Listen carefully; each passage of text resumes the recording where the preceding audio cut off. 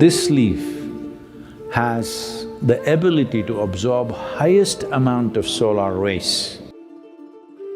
If you put it on water, the stem will always point towards the north. Human activity could be taken to another level by consuming this leaf. You will see, it will not let you sleep.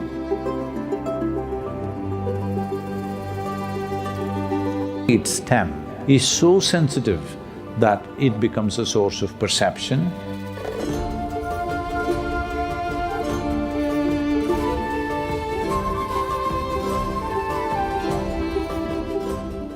Sadhguru, this is from Sonia, who wants to know what is the significance of betel leaves when they're offered to the goddess? Oh, that means you didn't eat it. You know, people look at sooth on the betel leaf and tell future or read.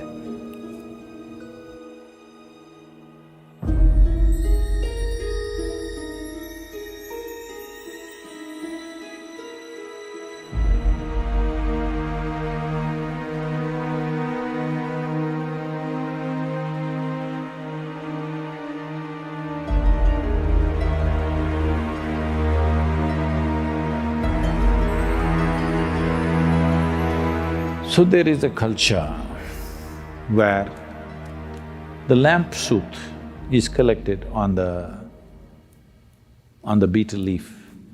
Maybe many of you don't know what is a betel leaf.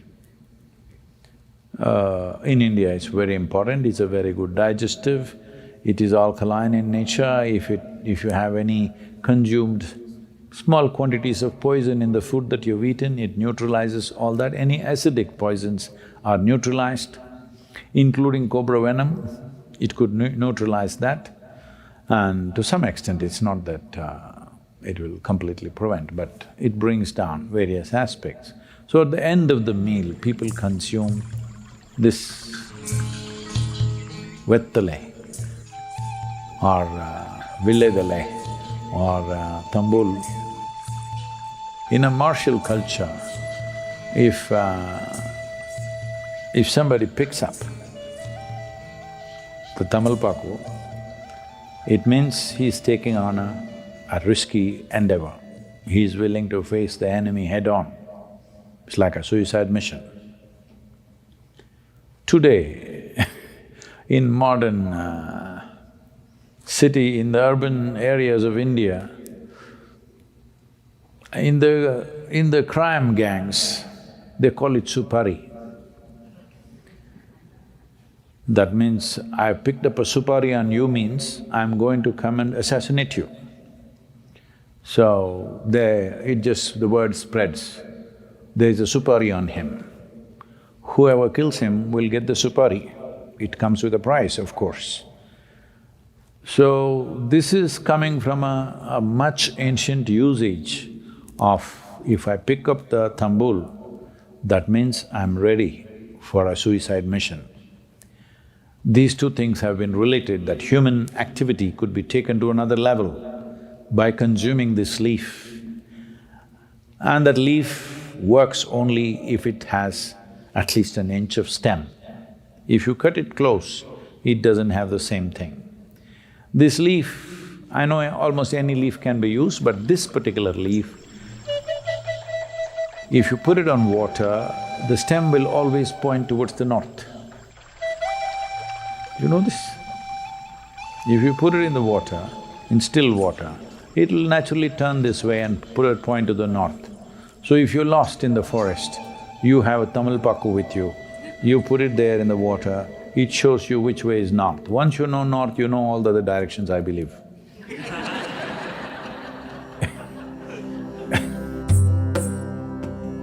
Betel leaf and perception have been connected because it is a neurological stimulant, nervous stimulant rather. If you consume it, your nerves will go into mild like that. So your neurological complexity and neurological activity and your perception are directly related.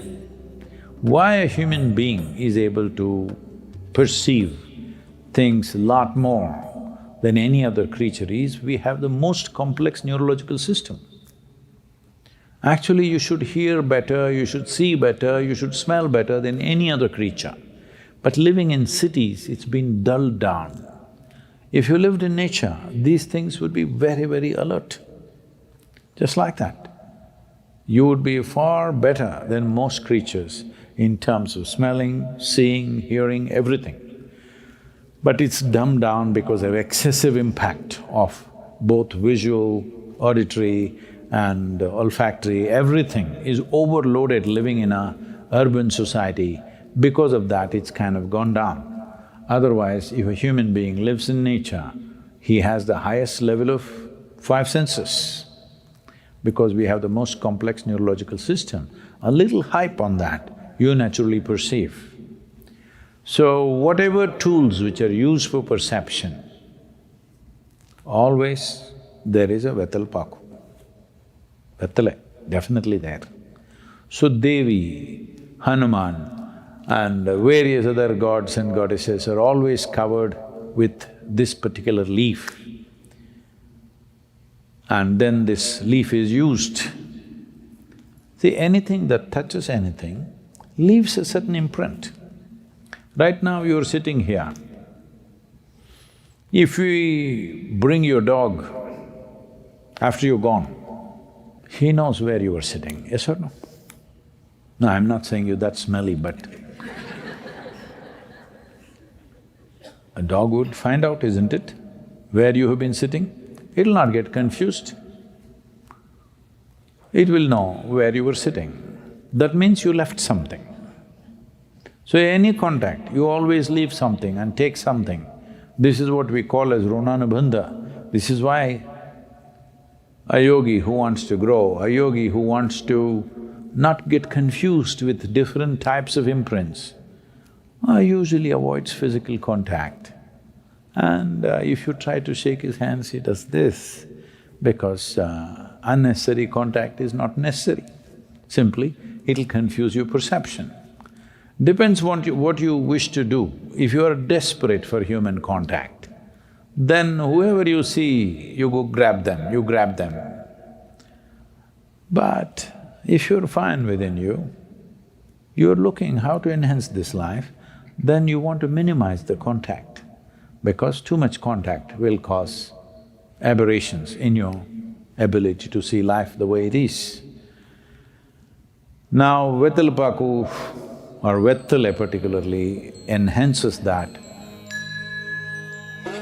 So anything connected with Devi always is related to Vettale.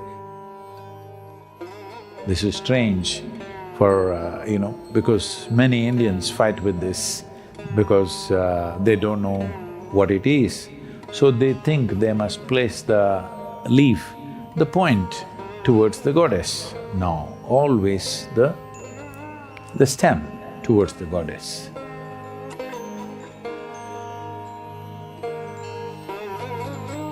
It looks like it's being offered to you, but that's what it is for you. Because a betel leaf stem is capable of perceiving things. Betel nut and this leaf are used together, so English people started calling it betel leaf. It is not a betel leaf, it is Vettale. Paku is separate. So this leaf has the ability to absorb highest amount of solar rays per square inch compared to any other leaf. That's why it grows only in shade. It cannot take sunlight because it absorbs too much. So because of this ability to absorb, particularly its stem is so sensitive that it becomes a source of perception, and it has a pointer towards the north, and if you consume it, it enhances your neurological system and in turn your perception. And if it's been been in touch with Devi or its stem is pointing towards Devi, it also absorbs whatever is her quality, and then you want to put it into your system, that is the idea. Or people just put it on their body, some people put it to their Manipuraka or Anahata or Vishuddhi. Don't do these things because that needs a certain preparation, but you can consume it. Not every day, maybe once in a way if you want. You can consume it definitely you can see there's a little up. It is a stimulant, unlike coffee or tea. It is not aggressive like that, but it works. If you have a heavy meal and then eat a betel leaf, then you will see it will not let you sleep, but at the same time you don't feel hyper-activated. A gentle activation of the neurological system happens. So it's been in use for a long time and betel leaf also, there is a tradition you should never tear it vertically because the spine of the betel leaf is very important. You should not tear it vertically. If you want to share it, if the leaf is like this, you must cut it like this, but never cut it like this. So for this metaphorically there is a story. There was a king called Jarasandha. Jarasandha was a very powerful man and ruled with an iron fist. He was in the eastern side of India, he had ambitions to spread across his kingdom. So Krishna didn't want that to happen. They went there incognito, kind of, but then they revealed themselves. Then Jarasandha was a great wrestler and a warrior. So when they invited him for a duel, he said, "You choose, whichever way you want, I'll fight with you." So Krishna said, "You'll have to wrestle with Bhima." Jarasandha was as strong as Bhima and as skilled as Bhima, so he said, "Fine." So they got into a wrestling match. They say this match went on for 13 days. Maybe they slept in the night, but 13 days match went on without a decision.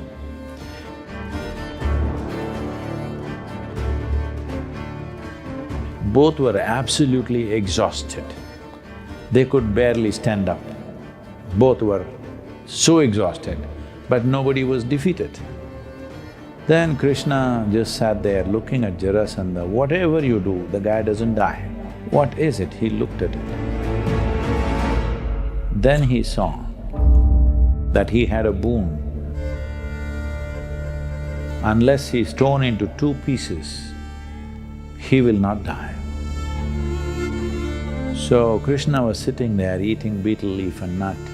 He took a betel leaf. Out of sheer frustration, Bhima looked at him, "What am I supposed to do? I'm finished.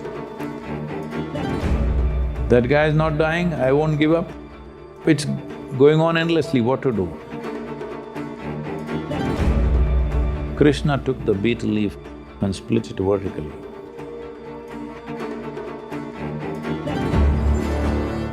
The next thing that Bhima did was, he held his two legs and split him up and threw him on two sides of the arena. He died.